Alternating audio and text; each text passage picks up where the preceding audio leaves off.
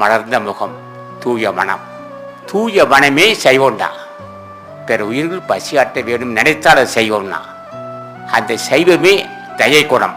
தயக்குணமே அறிவாக மாறியது. தயக்குணமே தவமாக மாறியது. தவக்குணமே தவமாக மாறியது. தவக்குணமே மரணமலை பெருவாள் தந்தது.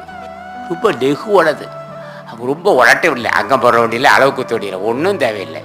சும்மா லெகுவா, முருகா என்ன எவனுக்கு வேணா உன்னை ஒன்றும் வேணாப்பா, நீ பெற்ற பேரு மத்தி அடியேன் பெறணும்.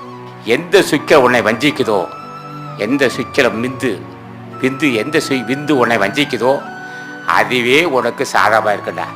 இவ்வளோ பெரிய ரகசியமா? ஆமாப்பா. இதுக்கு என்ன ஓன்னு கேட்டா, நான் தெய்வ கடைபிடித்தேன், அன்னதானம் செஞ்சேன், உயிர்கள் பார்க்க காட்டினேன். அந்த கருணையே எனக்கு இந்த வாய்ப்பு தந்தது. உள்ளங்கரைய உடல் கரைய ஆனந்த வெள்ளம் கரை புரண்டு மேலே ஒன்றார். ஆக உள்ளம் கரைஞ்சி உடல் கரையா